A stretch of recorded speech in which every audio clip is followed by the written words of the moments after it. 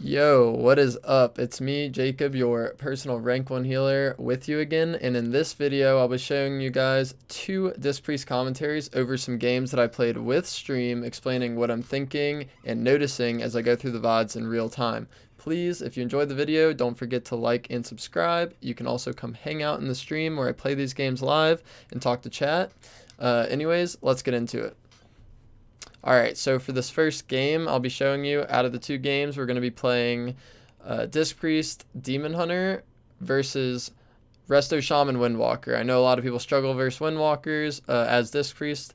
These are the talents that I'm playing, Masochism being something to notice. Whenever I think a melee is going to train me like a Windwalker, a Warrior, or an Assassination Rogue, I will probably take Masochism, and then the rest of the talents stay the same generally.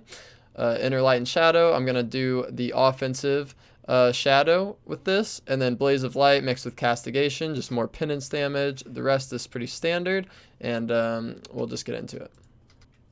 Okay guys, so first thing, walking in, the Resto Shaman pops his Earth Ellie instantly, the Windwalker's running at me. I just fear him while he's out of line of the Shaman on the other team, so he can't get dispelled. Maybe I should have saved it for this go that he's doing on me right here.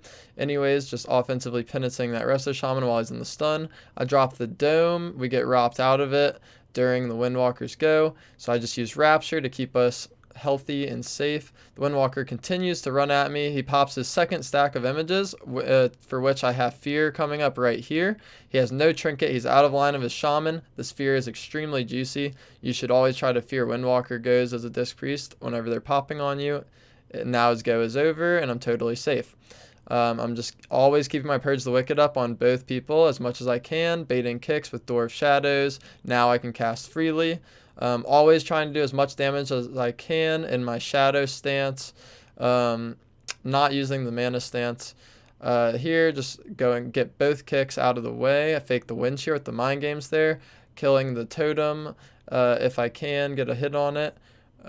Just always trying to keep the damage up on the Shaman. We get grounding out of the way. I tried to fear the Windwalker there, and then Mind Games the healer. The healer grounded my Mind Games, dispelled something else, and I'm able to just get a full Maledict on him and take him out. So, in my opinion, a lot of people ask me about going versus Windwalkers. This is only one game, so not a huge sample size, but I would recommend trying to go as offensive as possible. Notice at the end of this game, I have a decent amount of damage. The Resto Shaman has a ton of Earth Ellie damage, but basically what you want to be trying to do is help get kills on healers whenever you're playing with like a Demon Hunter, or maybe a Windwalker, or Warrior, or maybe like any other melee character that you're healing. Try to get on the healer with them as much as you can, connecting damage when the melee stuns the healer. Try to get that Mind Games in when they have a stun. Fear the melee off of you, and then Mind Games the healer whenever your teammate stuns the healer. That's generally the best thing to do. And if you can't get the Mind Games, then maybe Maledict, or maybe if they dispel the fear, you get the Mind Games or a Maledict, and now they don't have a dispel. Or maybe they dispel themselves once they get out the stun, and then you can Maledict the dispel after they dispel Mind Games. So you're going to be trying to go for those types of combos as a Disc Priest constantly, and even a Holy Priest. You're just going to try to set up your Mind Games, get the dispel, and then Maledict right after, or the Grounding Totem in that case. But either way, we're going to be moving on to the next game. Alright guys, so in this game, we're going to be playing with a Warrior instead of a Demon Hunter, and we're going to be going against this Disc Priest Assassination Rogue. These are my talents, the same as the other game. Try to show you another melee that's hard to deal with as a Disc Priest. Let's just get into it.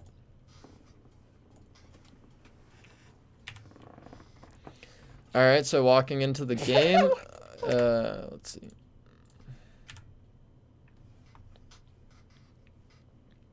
Okay, so walking into the game here, we've got our buffs up, we're in Shadow stance, the rogue opens on me. I'm just going to fear him and try to get a Mind Games on the healer. I PI'd myself. The rogue ended up trinketing my fear. We end up fearing their healer, stunning the rogue on his trinket. He has no out. I just throw a Mind Games in there, the healer dispels. I instantly Maledict the dispel. The rogue cloaks it, so now he has no cloak. We have a decent amount of pressure on him. I'm just going to instantly trinket that blind, try to keep the momentum going. My trinket lines up with his blind. He still has Vendetta is something that I'm noticing right now. I don't have a trinket, but I do have Paints up. I have Rapture, I have Barrier. Here's the Vendetta on myself. I'm just going to Paints up here, dispel the Mind Games. Whenever I dispel Mind Games, I'm very aware that the Priest combos, like I explained at the end of the last game, are available to this Priest. So he Mind Games me. He's waiting for me to dispel the Mind Games. He starts casting the Shackle, and I'm instantly just going to Shadow Meld the Shackle that I'm ready for. So I just Shadow Meld, and now there's no pressure on me. Got rid of the Mind Game Shackle pressure. Here I'm just Mind Blasting the Rogue to absorb some of his damage, keeping my damage up all the time because I am in that damage stance that makes my Atonement heal more. There, I Mind Games the Rogue during my Warrior being in a kidney. The healer dispelled the Mind Games, and then I feared the Rogue instantly as soon as he got dispelled to relieve some pressure during this go. Now he has to sit that whole fear because his healer doesn't have a dispel. I offensively penance the Rogue for Atonement healing. Here, I just Dome because the Rogue has a lot of damage. We can't really counter press them because we're in a disarm. They tried mind controlling me for a sec. It didn't really do much. Just getting my Mind Blast off cooldown on the Rogue, which is really big. It's good for damage with Atonement healing, and it absorbs some of his damage that he does onto my team. Penancing him offensively. I get kidneyed full here. My Warrior parries because he gets pretty low. I still have Rapture available, so we're still pretty safe. The Rogue vanishes there. My Warrior kind of lines me for a second there, which is forces me to press Atonement because I couldn't get my heals out. The first thing that I want to do is start getting my dots back out, my Mind Blast. So I get Purge the Wicked and Mind Blast on the Rogue, penance him offensively, trying to counter pressure as much as possible. If you're wondering what my globals are, I have Trophy GCD up here.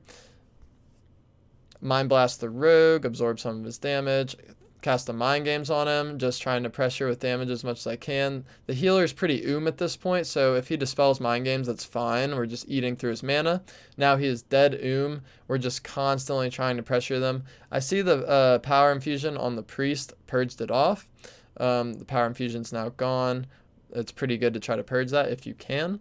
The Rogue's running out of line, so I just kind of half fear him and do some damage to him while the healer's trying to drink. Notice he's drinking. My Warrior leaps and stuns the Rogue behind the pillar, makes it to where the Priest has to stop drinking. The Rogue pops Evasion to try to relieve some pressure. I'm just going to keep trying to pump him with my magic damage while he has Evasion up. Mind Blasting when I can, keeping my dots up all the time, penancing offensively, Mind Gamesing, trying to make this Priest's life really hard as I can make it. I run in, they Kidney Vendetta my Warrior.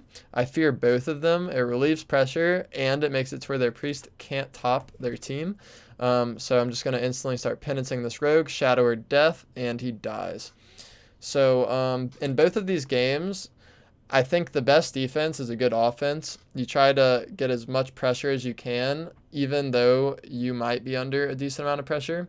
Notice how much damage we did. Their Rogue heavily outdamaged our Warrior, but my damage as a Disc Priest can help kind of, like, you can do a lot with your damage as a Priest. You can do a lot with your utility, baiting dispels, and so forth. Just trying to counter pressure things like Windwalker, Assassination Rogue, and Warrior as much as you can, because if you're just trying to live through it, eventually you'll probably and your life's going to feel really bad. So the best thing to do is to try to pressure them as much as possible to create the best defense that you can. Either way, guys, I hope you enjoyed the short video. I hope it might have helped you out. I hope you're having a really good day or night wherever you are in the world. Again, please like and subscribe if it helped you. If you guys want coaching or anything, I'll leave links down below that you can check out. Please come hang out in the stream where I play these games live every day, 5-6 days a week. I stream 5 hours a day generally, if not more. I play the stream all the time, and you guys can ask me questions, whatever questions you may have at the stream. So I'll leave that link down below as well. Again, hope you guys have a good rest of your day or night wherever you are. Take it easy, and peace.